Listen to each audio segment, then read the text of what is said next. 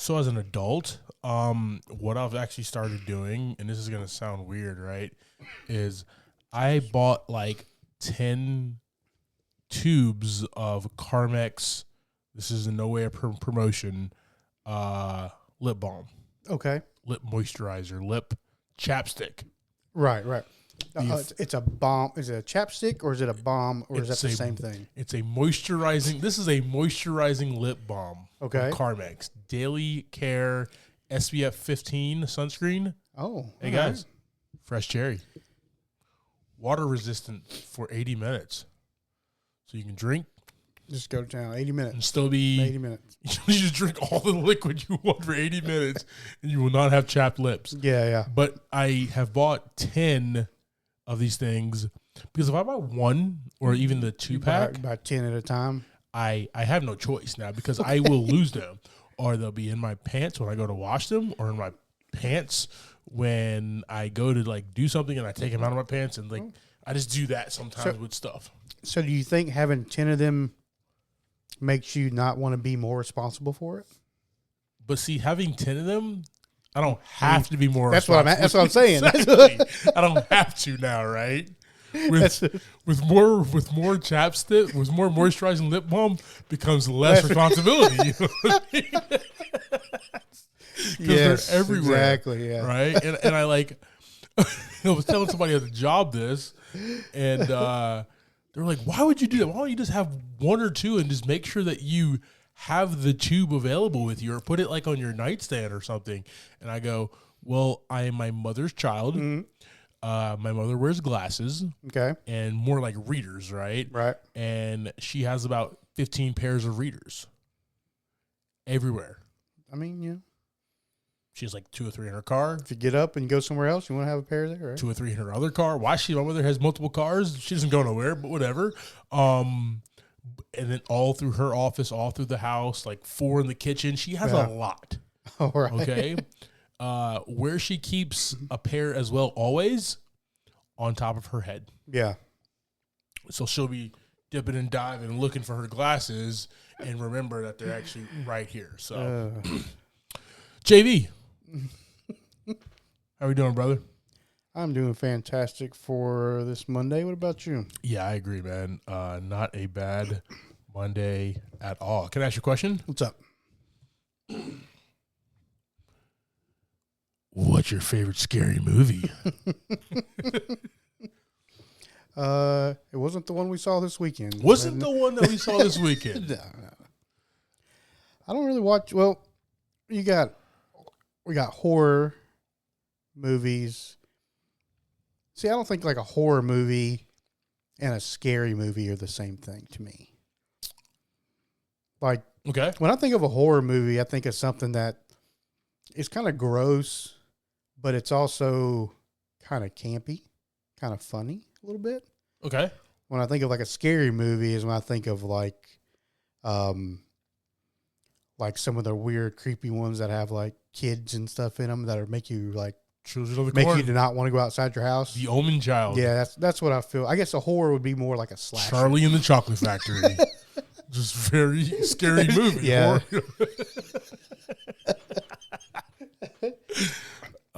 So we saw Scream. Yes, yeah. 6 this weekend. Yeah, not a bad movie overall. I've not really been like crazy into the Scream movies. Yeah. But of course I've watched the first one. I think I watched the second one, but that's about it. Oh, so you're not. I'm thinking this time, like, you know, we get the ladies Friday night, double date, go see this movie. Like, I thought, like, you were caught up. I tried. Okay. Okay. And after those first few, I couldn't watch more than 15, 20 minutes of the beginning of and then get kind of bored. And you know what? The opening scene of each Scream movie is the most iconic part. The first one with Drew Barrymore, the second one with Jada. I don't remember who the third person was. And then, like, you know, obviously the last two, like, those are the most iconic opening of like any kind of horror franchise. Like the Scream franchise is known for their opening. Yeah, I mean, this one was no different. The opening of this one was pretty awesome. I thought it opened very fast and got straight to the point. Exactly. Yeah. But I think, I don't know. I like the first few I watched and I liked them, but after that, it just wasn't. I hear you. Anything. I hear you. And I guess that's the difference between you and I is like, you're like, all right, I watched the first two. I'm good. I don't need to really see anything else, and I'm kind of bored of it, right? Me, like, I force myself to watch these movies. Yeah. And that's just the person I am. I just intake, you know what I mean? Like, I literally sat down and watched all the Indiana Jones. Right. I'm going to work on next, right? And I'm going to go back and watch all the old Star Trek movies. I tried to start because I remember I watched the third one, but I don't remember much of it. I don't know if I finished watching it. But I started the fourth one, and it just wasn't good. That was like with Wes. That was the last Wes Craven one. Okay, and it was like with the younger generation. It was just that was where they were kind of passing it on, right? Yeah, because that was like a mixed crew of old, the kind of the originals and the new kind of. And they didn't do it. I mean, it made money for a slasher film. Yeah, but it just didn't hit like it did in the first two were just fire, man. And honestly, I didn't know there was a Scream 5 until we were going to go see Scream 6. Oh, shit. Okay. So that was kind of weird. Carmen didn't either. Yeah. On the way there, she's like, so what happened to Scream 5? I'm like, do your homework. I didn't know. I thought Scream 4 was the last one. And then then they started promoting for Scream 6. And I was like, all right. So I don't know what I missed in there. Scream 5, 2002, or 2001. I don't know what year it was, but it was just called Scream. Gotcha. Yeah, that's the problem there.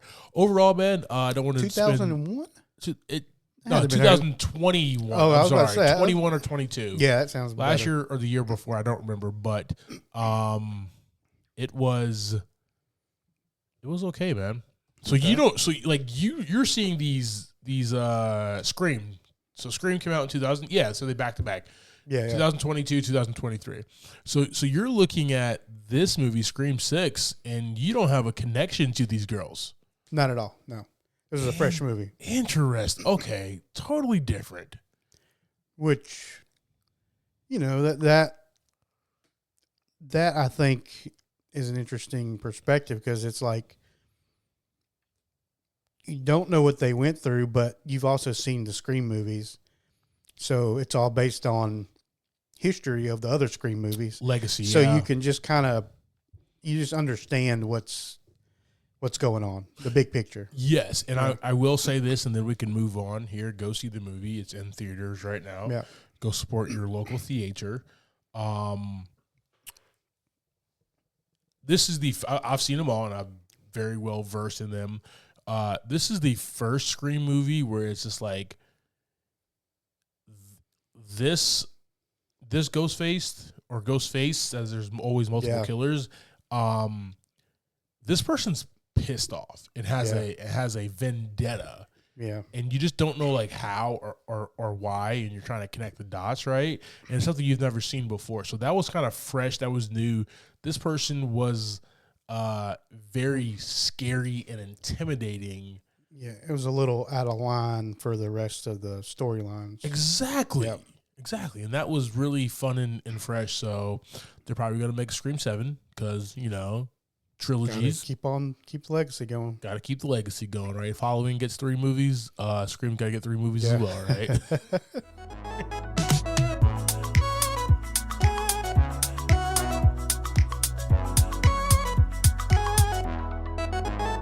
Welcome to this week's episode of Movie in a Pod. I'm Clyde Smith. And I'm Javier Villalobos. On this week's episode, we are discussing episode 3 of season 3 of The Mandalorian, the trailers for Tetris and the Covenant, and our movie of the week, Shazam, Fury of the Gods.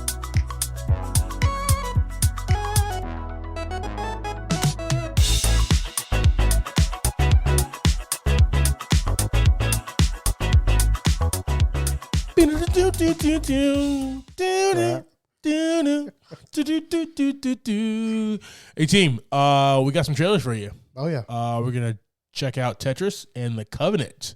For reviews, live trailer reactions, YouTube page, and the link tree and the bios. Handle the link tree and the bio description. See, I always forget about all that cool stuff, man. That's why I have an amazing podcast co-host right here. We'll get it out there. Javier Villalobos. He runs with the Wolves.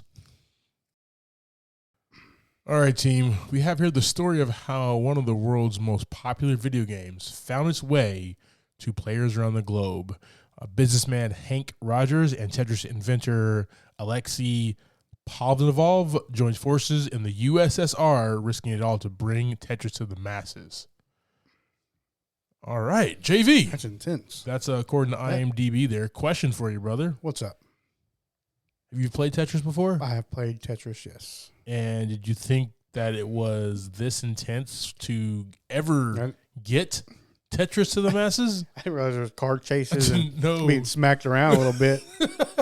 Being involved with that, but being behind literally the Iron Curtain, yeah, right.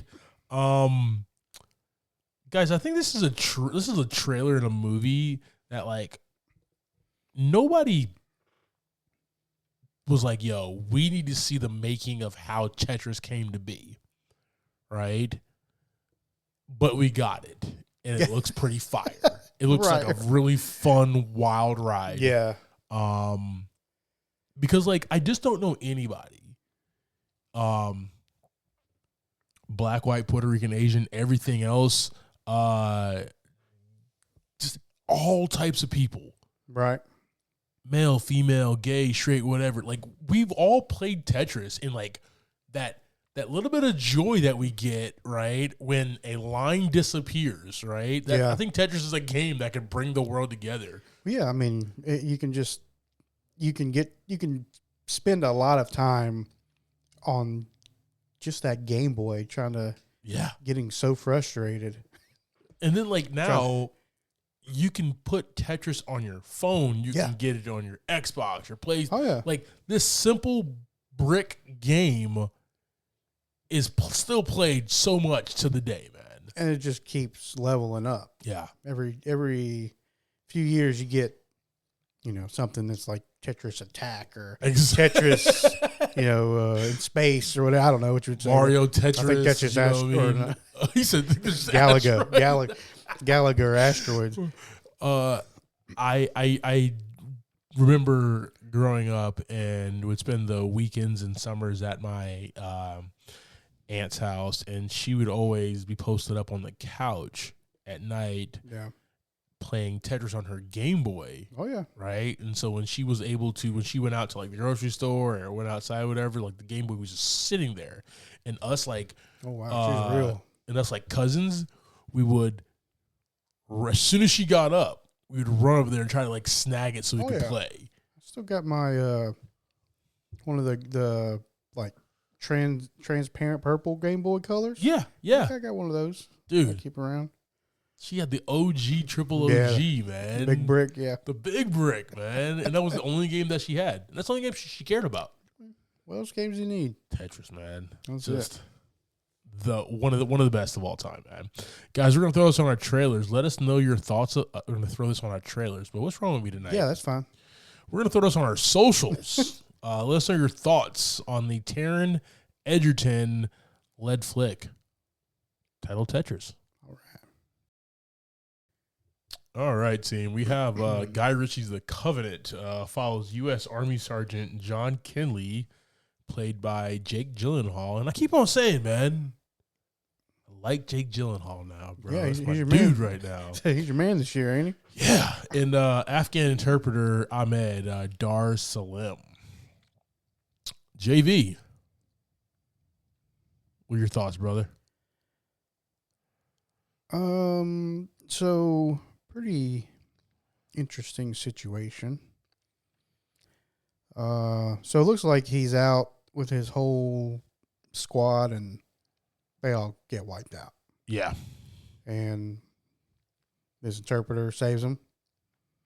But however, Jake's character, John Kinley, gets away from all that The interpreter does not. So I'm kind of curious to see like how they end up getting split. Where do they, how does he get out? And this other, I mean, I don't know if he was a soldier or if he was just an interpreter. We don't quite know that. Yeah, maybe not really he sure. He might just be a citizen that's there to interpret, so he doesn't get extracted or whatever because he's not in the military. Not in the U.S. military. Correct. So I'm curious how that's going to go, but Jake goes back in, going back in and get him. Yeah, this reminds me of Behind Enemy Lines. Yeah, with Owen Wilson. Such a great war fighting movie with him because he's hilarious the entire time as well, and still trying to be action oriented. But right. Gyllenhaal's by himself, and he has to go out there and basically be that guy. Mm-hmm. His boys was just yeah, it's gonna be rough out there, bro, but we'll be over here in the States chilling. Yeah. Eating steaks and drinking Budweiser. Right. The red stuff. So the red cans. The red cans, yeah. But you let us know how it was, man. Right. Send us a postcard. Yeah. I don't know, guys. This looks fun, man. Jake Gyllenhaal, he is continuing just as he's getting older, getting better at acting, and the fact that he's working within a Guy Ritchie movie. Guy Ritchie just has a look and the feel of all his films. So this is gonna be fun. I don't know if it's something I'll see in the theaters, but I'll definitely give it a watch. If I have a free moment, I definitely might go check it out. But other than that, man, this will definitely be something that I eventually will catch. Yeah, same. We'll throw this on our socials. Guy Ritchie's The Covenant, Jake Gyllenhaal, and a nice cast, Alexander Ludwig and Anthony Starr from The Boys, Johnny Lee Miller, who played Sherlock, and a couple other people as well. We're going to talk about Johnny Lee Miller's castmate from Sherlock Holmes Elementary in just a few moments as well. Lucy Liu is coming up, guys. So nice. With those on our socials, let us know your thoughts, guys.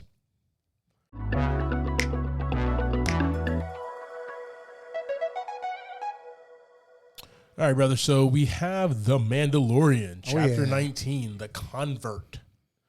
On Coruscant, former Imperials find amnesty in the New Republic.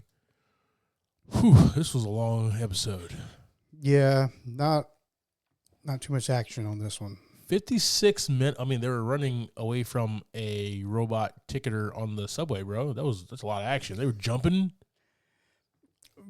For the length of the episode, it wasn't a lot of action. There was a lot of dialogue, a lot of I possibly world building. I'm not maybe not world building, but because we've already seen the world, we know what's going to happen after this time within the Mandalorian. Right? Yeah, I feel like we're building up to some Grogu history. Yeah. With this particular doctor, because he was part of I think he was part of the cloning or the gene splicing stuff that was going on in Boba Fett. I think it was the book of Boba Fett, or was it earlier in Mandalorian? He was in one of the previous episodes. He was, yes. So I think we're kind of building up to this. Maybe this little bit more history of Grogu's life. Yeah. I think so, man. I think so. He's been in episodes of the Mandalorian earlier, so is what it was. That's what it was, okay. This doc. But yeah, no, this episode was more really kind of took on a couple of different themes, right? Yeah. One of those things is the thing that was popular back in the early 2000s was the conversation is gene splicing and actually replicating people. Cloning is the word I'm trying to find. Right. The right and wrong about that, and is it something that we should do as society and start cloning? Right. Not just we cloned a sheep back in 2000 and something, but is it right for us to actually clone humans or human appendages to help out during surgeries and stuff like that, right? So that's kind of what this conversation was about, and his deep desire to kind of keep that because he's doing something great for the world. As most crazy doctors seem to think. Exactly. Doctors, whether he's wrong or right, it's always about the greater good of the world. Until he messes up and it gets bigger than him. You know what I mean? You ever seen Little Shop of Horror? Yeah. Yeah. But then we have our man Pedro Pascal. The power hour's over, guys. But we continue with a half an hour. Yeah, power half hour. Power 30 minutes. Fast break. I don't know. We're shopping names, guys.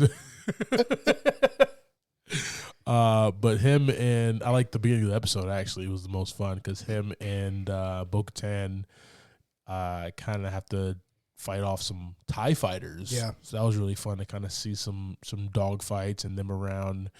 But then it sucks that her base gets destroyed. Yes. Yep. So guys, just some fun stuff. We're still early on within the Mandalorian this season, and we're just building.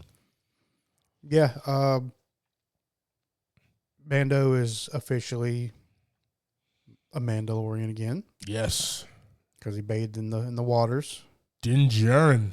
And Bo-Katan is also a Mandalorian again. She's like, I really don't want to be, but like she just happened to be situational. Just, I guess. Yeah, that was interesting the way that worked out for her as well. And he's Mandalorian again, so are we going to see Pedro's face again? If we see his face again, he's not Mandalorian. So I'll say this, man. If we don't see his face again, I am okay with that, right? Like, I'm not okay with that. I'm not okay with that. Leave some sexiness for the rest of us, okay? We only get half hour, man. We don't have a full hour anymore. We don't have something else we don't have Joel to drop back on right now. I was okay with not seeing his face and then seeing Joel, you know what I mean? Now I don't have this guy, you know what I mean? Yeah, man.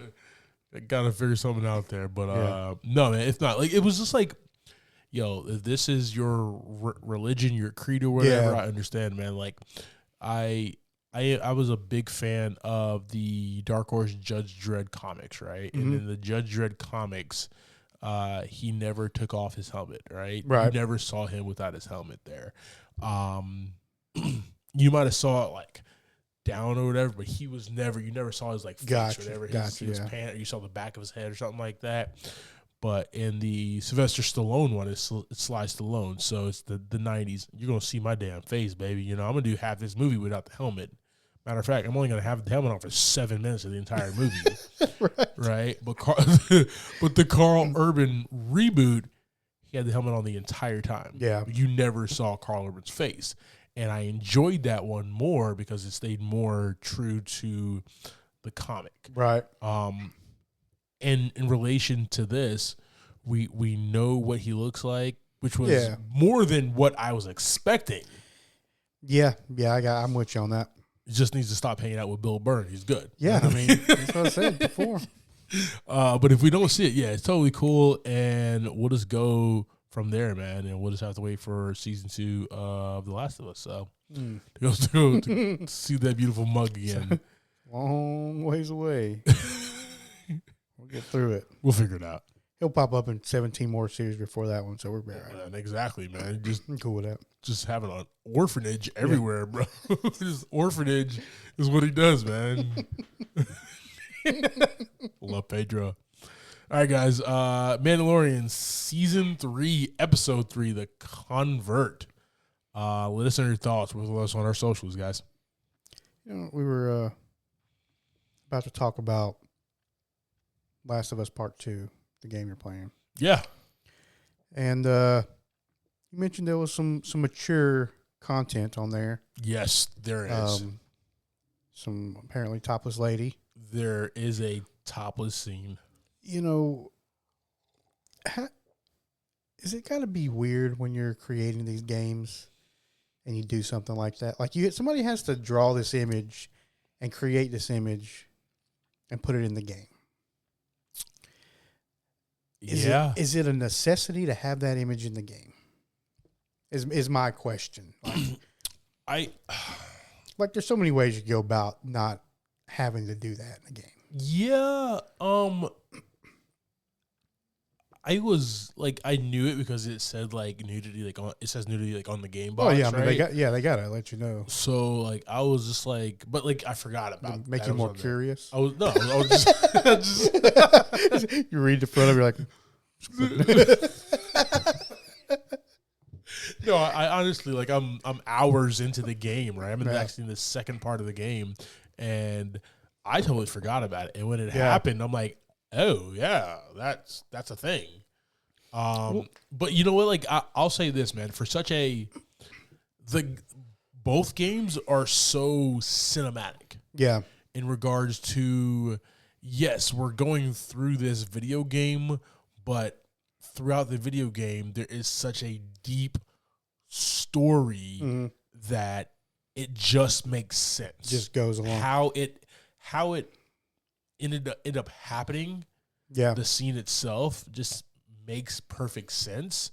But like even still, you're just like watching it, and then I'm like, oh wait, yeah, I forgot that was gonna be in this game somewhere. Yeah. Because like a few, and I'm not spoiling anything, but a few scenes before, you see like a man.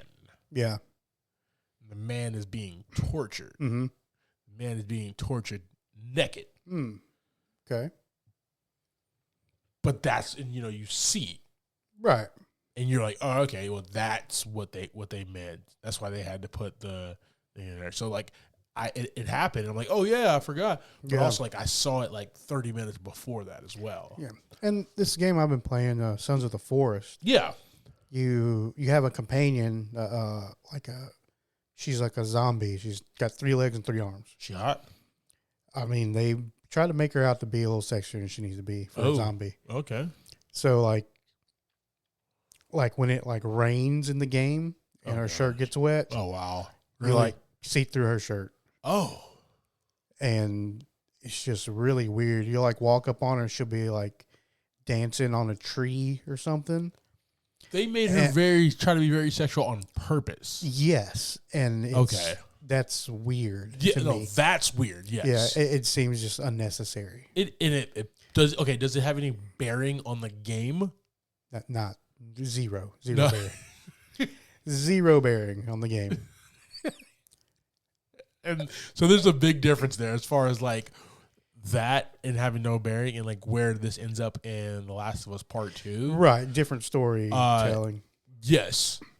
But that's it sounds like your game is just trying to throw a little PG-13 smut into the game, I mean, which is fine, whatever. That's what you're into. They let you like that once you get into the game, you can give her like real clothing, but until that point, she just got like on like a swimsuit. Oh, and just around put a parka on her real quick.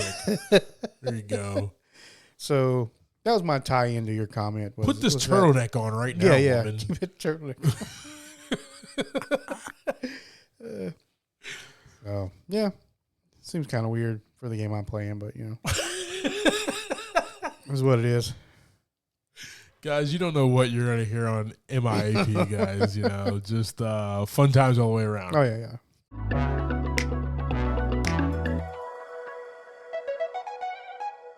All right, brother, you ready to jump into this week's movie? Yes, sir. Kind of excited for this one, man. This is going to be a fun conversation. There's a lot going on. We got Shazam, Fury of the Gods. This movie, brand new flick from Warner Brothers and DC. This movie is directed by David F. Sandberg. He makes his return. The sequel is written by Henry Gayden and Chris Morgan from the Fast and Furious franchise. Nice. We have a $125 million budget. So far, gross is $65.5 million. Come on. Opening weekend. Ain't bad. Starring this one, we have Zachary Levi and Asher Angel as Billy Batson. And I got to say 2 people for almost every character of this thing. Yes, you do. That's fun. Jack Grazer and Adam Brody as Frederick Freeman. Rachel Ziegler as Anthea or Anne. Grace Curry as Mary Broomfield. Ross Butler and Ian Chin as Eugene. DJ Catrona and Hovind Armand as Pedro Pena.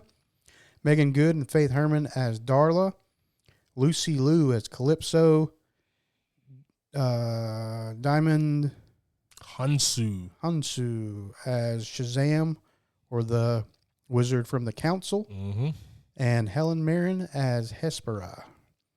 And then we also had Marta Mellons and and Cooper Andrew as Rosa and Victor Vasquez, the foster parents of this family. Oh, yeah. Oh, yeah. Oh, yeah. All right, brother, go ahead and give us that quick synopsis, and we'll jump into this one. The Wizards champion Shazam has to protect the world from a very angry trio of gods, some sisters. They come to Earth to claim the power of Shazam and to regrow their world on Earth. Yes, sir. All right, let's start at the top here, man. Right. We got to kind of talk about them interchangeably. Okay. And that's almost like each Shazamily member. They're all Shazamily member. That's fine. Yeah, it says it in there. Shazamily foster siblings. Anyway, Gotcha. But let's start out with Billy Batson's Shazam, man. Zachary Levi and Asher Angel, right? After being the world's champion and defeating Savannah, and he split the powers up between all of his foster siblings there. He's kind of like in a world where he doesn't know how he belongs or where he belongs or why he belongs, right? And also he's the only one a part of the Shazam family who's trying to keep everybody together and focused. And we got to do everything. We got to save the world together because that's when we're the strongest. Right. And he's basically just trying to be the glue and kind of hold everything together. But some of the kids are about this video game life. One's about candy. The other one's just like doing like community college stuff, right? That Freddie's trying to like holler at girls. Yeah, he's getting through high school. And Billy is just like, guys, we gotta do this together. Yeah. We gotta stick together. And like that's really scaring him. But also on the other side, Billy's about to turn 18, is going to age out of the foster program or whatever. So he's kind of got to figure it out himself. I really enjoy the return, not of just Zachary Levi, who is just like ridiculously like humongous, but like funny and childlike, and he plays a 17-year-old boy very, very well. But like Asher Angel, I wish we would have saw a little bit more of him, but what we saw was great, man. He's a great young actor. He definitely still like brought it as Billy, and I really enjoyed that, man. Zachary Levi just he has an interesting role, right? He's got to play a superhero who is 17 years old. Yes, he's to play an adult. Yes. And he's trying to take on all this responsibility, but is, like you said, trying to find himself. I mean, Billy Batson's trying to find himself, but also Shazam is trying to find his place. Two different roles. Yeah. Or two different lives, I guess you could say. And they both grow up a lot. Oh, yeah. Movie. They have to grow up really fast in this one. And then we have Jack Dylan Grazer and Adam Brody as Freddie Freeman here. Jack comes back, and he's just – I love this kid, man. Yeah. He's just funny. He's awesome. He plays this disabled foster brother of Billy, physically disabled, excuse me, but he's sharp as a whip, man. And funny and will stick up for the little person, even this super hot hottie that's in his high school now. Yeah. And will definitely get beat up just to, protect a girl or make a girl laugh or whatever, man. And I like the hero gene in him without having to even use his powers. Yeah, and he's like, seems a little bit on a tougher path than everybody else. Like, we see everybody else with their, like, hobbies and stuff like that, and he is just, like, 100% into the superhero side. Yeah, and you got to think about it, right? Like, we don't really have a backstory as far as, like, how long he has been physically disabled, right? But I could, he feels very powerful as Adam Brody, a sexy-ass dude. You know what I mean? Agreed. Especially with that hair in this movie. Come on. Right, yeah. But I like it where he was the, him as, when he changes into his Shazam character, Adam Brody, he's used the least in this movie. We get more Jack than we do Adam. Yeah. And that's important because as great as Adam Brody is in this film, right? That performance from Grazer, just as Freddy, just makes the movie fantastic. Yeah, because he continues to be a superhero without transforming. Very. That's what's pretty awesome. Yeah. Right. No Optimus Prime here, guys. Yeah. All right, guys. We got Rachel Zegler as Anthena, or Anne, the youngest daughter of Atlas. And the way that we're introduced to her, man, just a little screenwriting tip for everybody, right? The new girl is in on something, okay? 100%. The new girl at the school. Some way or another. Some way she's involved, right? Yep. And you're going to find out, and you're either going to be really excited or really sad. Right. Right? You're going to hit some feelings. Yeah. You're going to hit that feeling wall. I don't think it's going to be up. It could be down. Yeah. Agreed. For this, at first, it was down when he found out that she's one of God. Yeah. And two, like, she's the reason why Freddy doesn't have his powers anymore, right? Like, unintentionally, but she was what, like 6,000 years old or something like? Was it that much? She was super old. Yes. Yeah. A couple thousand. You know what I mean? Yeah. When Shazam figures out like her name, he's like, she says something about Anthea. He's like, Anthea. And it just triggers that she's obviously in on all this. Yeah. So good. But definitely, it looks like she had a good time in this role, and loved her powers, man. Her powers reminded me of that opening scene of Doctor Strange, right? Yeah, the mirror dimensions. But also it kind of gave me the vibe of Inception as well, when they're walking through and he's kind of explaining the world to her, Ariande. So like, I thought that was really cool as well, man. That was great visuals here. All right, we have Grace Caroline Curry as Mary Brumfield, Billy's mature and academically driven older sister.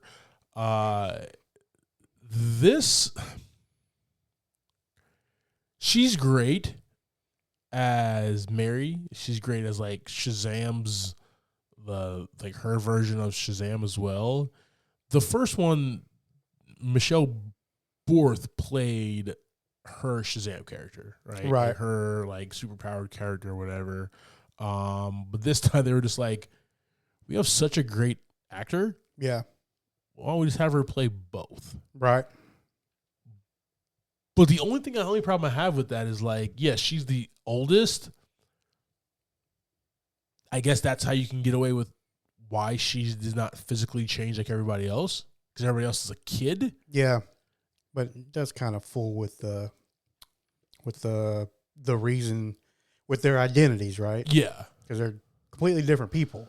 Exactly, and she is the same person. Right. Exactly. You can't. She doesn't know curly Q. No curly Q. There's no domino mask. No nothing, right? Yeah, there's nothing. I mean, you see, we're gonna get to like Eugene in a second, right? You get to hair's Eugene, the same, everything. right? That's two different people, right? Yeah. You can't have little Eugene. You got this humongous Ross Butler, right? Like, there's no way. But you see, like, Mary, and it's like, oh, Mary, it's you, but in a Shazam costume with a cape. Cool. It's like, this is not. I am not Mary. Is it not? Is it Halloween? Are you going? Yeah. Yeah, I got you. But great performance. Really enjoyed her as well. I just think that was very weird. But we knew as soon as the second one was greenlit that they were going to do it. That was like one of the first things. Guys, we're doing Shazam 2. Yeah. And Grace is going to play both characters. Yeah. Right? Like, that was like, okay. Right. I don't know who asked for that, but sure. Yeah. All right. Speaking of Eugene, we got Ross Butler and Ian Shin as Eugene Cho here. I like this kid. He's a science kid. You know what I mean? Yeah. And just like Ian Shin is like the kid I wanted to be when I was that little, right? I wanted to be a bookworm and still be great at video games and be very, very smart and inquisitive and go like research stuff, but still be able to turn around and like smack you down at some Call of Duty and stuff there. It wasn't Call of Duty when I was a kid. GoldenEye. GoldenEye, yes. But I was not. I was just good at GoldenEye. I really wasn't good at GoldenEye either. Yeah, I don't know if anybody was until really we started doing good slappers only. No, that was fun. Yes. The slappers or karate chops? I don't know. I don't remember. Yeah, it's been a while. Mm-hmm. It's on Xbox Live right now for free. Xbox Game Pass. They did a remaster, right? They do a remaster? It's not a remaster, bro. Oh, really? Straight up, no chaser. Oh, wow. And all polygons, huh? Oh, God. It makes polygons for days. It makes me sick, bro. Like, it reminds, like, that game made me sick as a child. Doom made me sick as a child. Duke Nukem made me sick as a child. I can't play those, man. Knights of the Republic made me sick as a child because like the rendering and the moving, my eyes tried to keep up with it. Like a kaleidoscope. Like you're in a car, like trying to drive a car, looking through a kaleidoscope. That's exactly what it was. Yeah. It was disgusting and headaches and we're not going to go down that guys. But I do really love this character, man. And Ross Butler is just a humongous man. Yeah, and I like how he's like, I believe it was Eugene that is mapping the doors. Yeah. And he's just got signs all over the doors like, do not enter. Yeah. There was one that said, danger spider dog. Yeah. Yeah, he was good. Good comedy. That's like good character developing and character building with like little effort, just a couple of lines. Yeah, right? We didn't need to know exactly what he was doing or how much he was doing. He gets thrown out of a portal, right?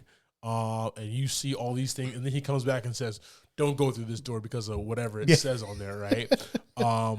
That's good character development, man. I enjoyed that. Moving forward here, we got DJ Catrona and Jovan Armand as Pedro Pena, man. I like this kid. He loves his foster mom. Is very shy, just sits there, watch baseball, watch sports and everything.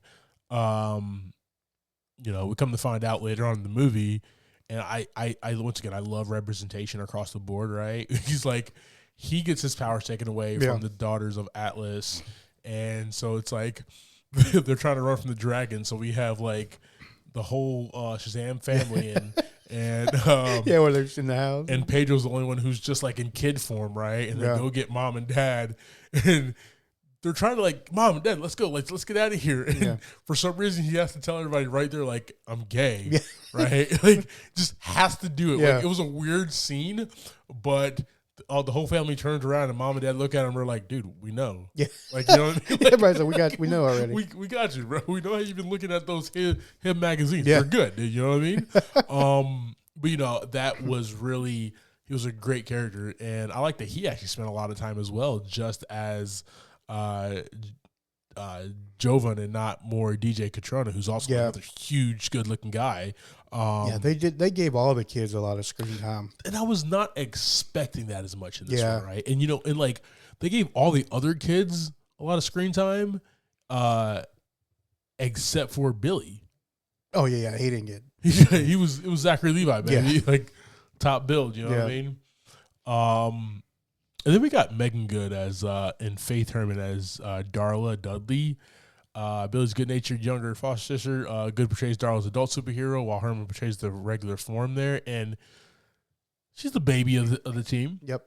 And it's just like a little daughter sister would be. Loves animals, loves candy. Yeah. Right.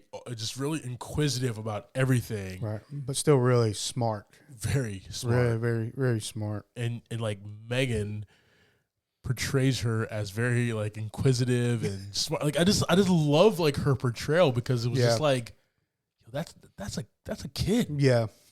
As everybody else did as well, because they were more like teenagers and stuff like that. So they tried to act more adult, you know what I mean? Yeah. Teenagers are like middle schoolers, like that Megan Goods is like Faith is still like in elementary school. Yeah. And like she played an elementary school kid. Right? Yeah. Cute, innocent, just wants to have fun and okay, we gotta go do this mission, but like there's kittens. Yeah. I gotta go save these kittens. Yeah. He like kidnaps a kitten. Exactly. Right. Take the kitten back. Yeah, so I really loved her character there. We have the two other daughters of Atlas as well. Lucy Lewis Calypso and the daughter of Atlas, but she's like chaos. And then we got Helen Mirren as Hespera, who's the oldest daughter of Atlas, and she just kind of is supposed to be like the leader of the three and kind of. But I like that. Like I was thinking like Helen Mirren's character was going to literally be like the big bad villain. Yeah.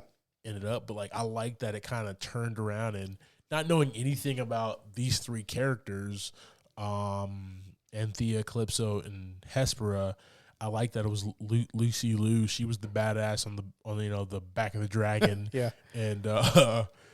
And really was our big bad baddie that wouldn't back down, man. I really enjoyed that. Yeah, like Hespera and Anthea were really not villains. They were just trying to get back to their world and save their world. Return their birthright. Exactly. They were trying to get something that was stolen from them, is basically what they say. And then Lucy Liu's like, nah, we're just going to take everything. yo, she is literally Andrew Garfield from The Social Network, right? Yeah. She's like, you better lawyer up, assholes, because I'm not just coming back for 1%. I'm coming back for everything. Yeah. Right? Yep, that was her. Literally her. Because Anne was like, chill, bro. Like, let's do this in our world and we're good. Yeah, she's yeah. like, nah. Doing this right here, right now in this Phillies ball field right here, man.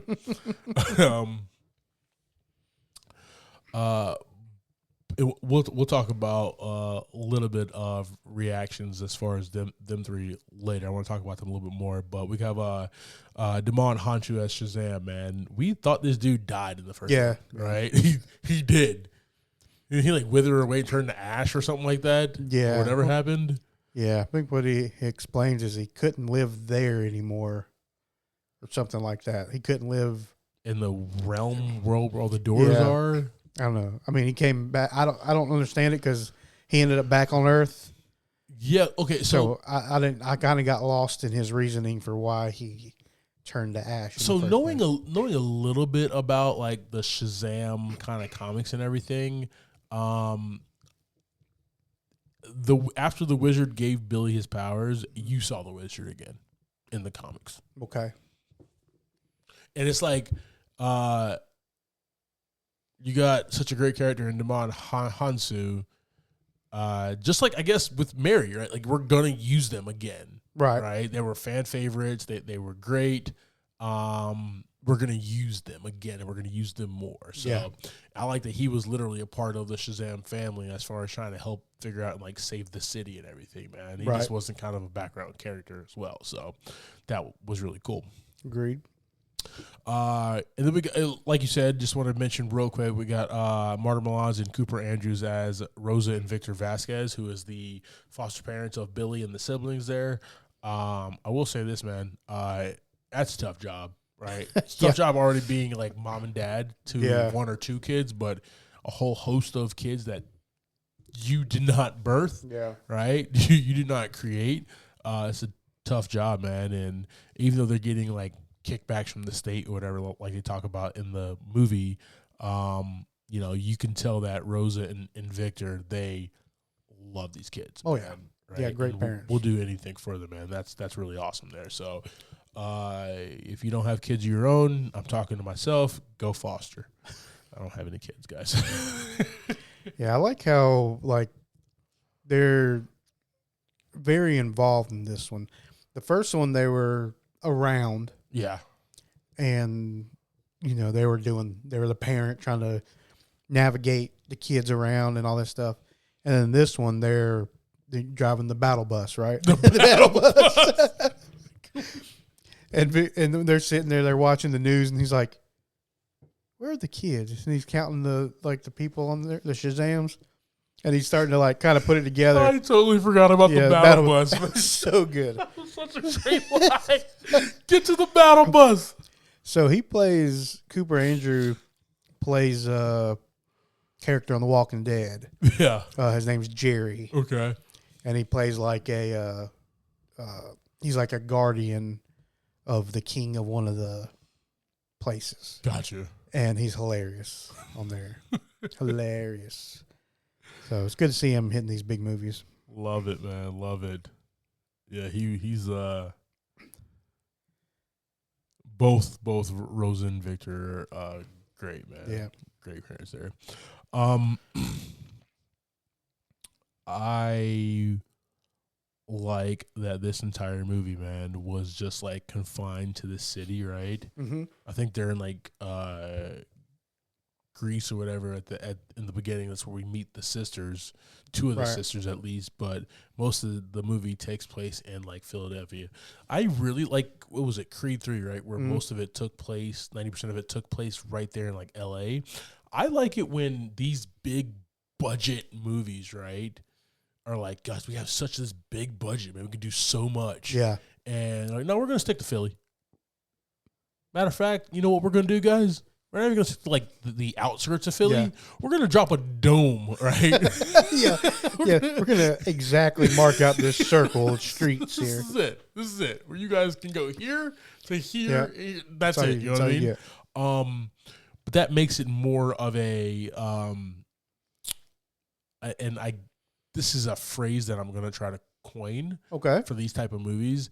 This is more of like an Ant-Man and the Wasp type story. As far as like, I know what the Daughters of Atlas wanted to do, and it was such a big scale. Yeah. But, you know, the fact that I was just confined to this one city, to this one thing, makes it not like save the world. You know what I mean? Yeah, I got you. I like movies like this. We've had too many, especially comic book movies, especially like action movies, where it's just like, if I don't do this, the whole world, this is the whole world. Like, yo, slow down, 007. Well, I think you're kind of in the middle here, though, with that, because they're trying to take over the world. Yes. But they got to start somewhere, right? Yes. So the big picture is they want to transform the world into their world. No Optimus Prime. But I just want to throw them off, guys. I forget what the pillars that they use in the one movie. Forget what they're called. Anyways, they're trying to transform him. They're trying to take over the world, but they're starting in this one protected area. Yeah. So they never get to leave that protected area. True. But the big game is they want to take over the world. So it's kind of in the middle, right? The film's still like, let's stick to this one spot, we're not going to let them grow from that spot. Yep. Which led to scene after scene after scene after scene and moving real quick through the movie. I wonder if they just would have took a tunnel or something. What would happen? Just go under the dome? I mean, is that a thing? I don't. Right? I mean. They could have done that in Biodome too, right? Yeah. But that's a 90s throwback for you ladies and gentlemen.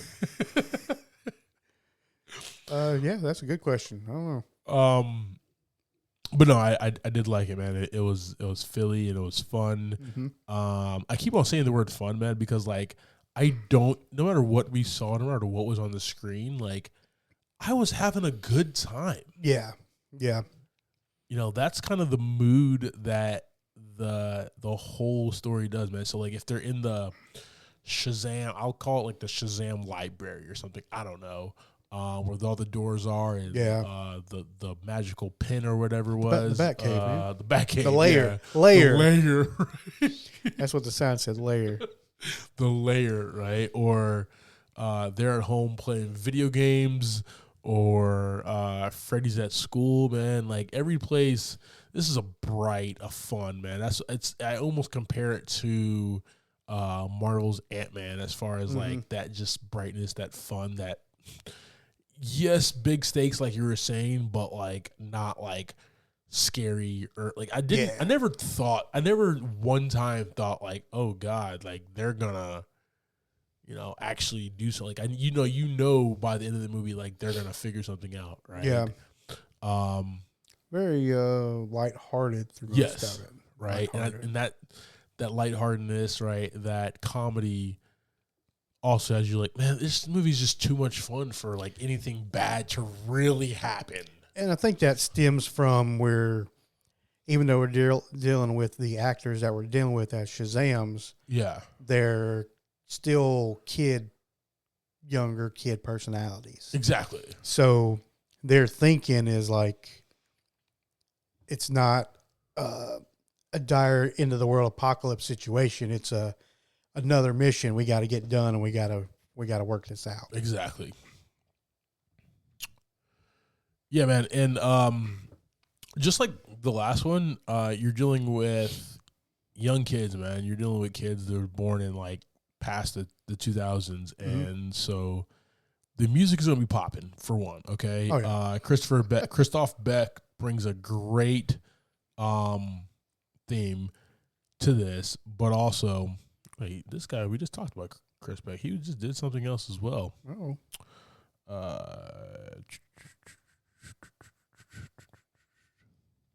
Quantumania. That's why. Gotcha. That's why I got that feeling, man. Okay. Yeah, so he brings a really good vibe here, and even the songs that they bring in that are on the soundtrack, just fun, man. Yeah. I really, really enjoyed this. Just kept you like in a good mood the entire time. Yeah. Even when like Freddy's down on his luck. Yep. Right. Even when everybody starts losing the kids start losing their powers and have to kind of go at it as vulnerable kids. Right. You're just still just like, oh man, this is just a fun ride. Like I'm just having a blast. Yeah, that's that. Cool. Let's talk about a theme real quick, brother. What you got for us? It's more Billy Batson and his alter ego, obviously Shazam, kind of doing what they what's next for him, right? As far as, is he going to, there's already these great superheroes that are in place. Like, what's his deal? His family's kind of doing their own thing. He's about to physically age out of the group. Like, what's next for him, right? Like, where is his place, right? Yeah. And we have this mission, and that kind of brings him together where him and the rest of the team has to own up to their foster parents, right? And, that little connection with mom, which was really important. Yeah. Because, he called her, like, Rosa at first. Yeah, Then he calls her mom later. So, that's appreciative, right? And then him as a superhero himself. Yeah, he saves the city, but what's next for him, right? And that's one of the mid-credit scenes that we get where one of the funnier ones, right? I do want to talk about that. We end up in a Iron Man 2 like not Iron Man 2 post credits, so Iron Man 2 at the end where him and Iron Man and Nick Fury talking about great like the Avengers Initiative or whatever, right? That's this scene, right? This mid credit scene, but like in a 10 times better way. Yeah. As funny as Iron Man and Nick Fury was, Tony and Nick was in that scene, right? Shazam with the team from Peacemaker. Yeah, that was Amelia Harcourt and John Economos. Yes, right. Are the two characters, so Steve Agee and Jennifer Holland. Was just so much better, right? Because Billy Batson's 17, so he's gonna be like, he's gonna be kind of a douche. He's gonna be kind of trying to be like Rico Suave. What's he doing? Just like shooting cans off of something. Oh, God, Zachary Levi's great, man. But yeah, like what happens next, right? Like what's next for me, right? Yeah. I save the city, have my family. Okay. All right. I'm part of the Justice League. No, bro, you're part of the Justice Society. He's like, y'all couldn't have thought of a different name? Like, look us up with the thesaurus of justice. I'm not going to say anything else. The society. Avengers. Yeah. Avengers Society or something like that.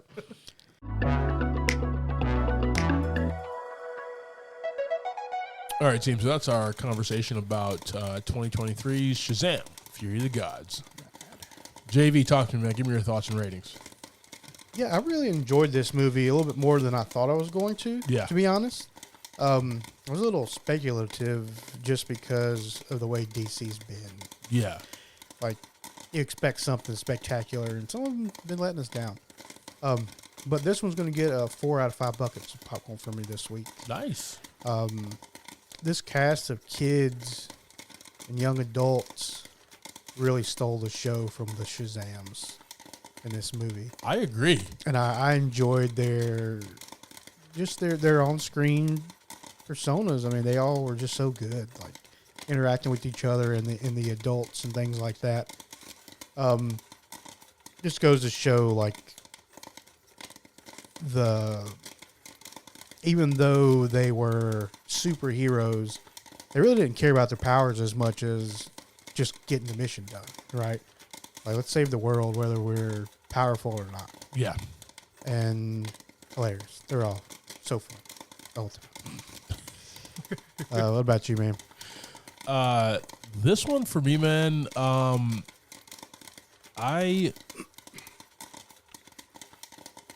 like a real good feel-good movie. Yeah. And this is that. Yeah. I love when you bring in great kid actors. Right. And they're able to deliver their lines on point, on timing. Like, the comedic timing of everybody's awesome. You know, led by, Zachary Levi's humongous performance, right? Yeah. But then you have the greats like Lucy Liu and Helen Mirren in here as well, man, who just, when have they not brought it? Yeah. I've never seen a movie where they did not bring it. Just great, man. This gets 5 buckets of popcorn from me, right? Which is difficult. Let's go.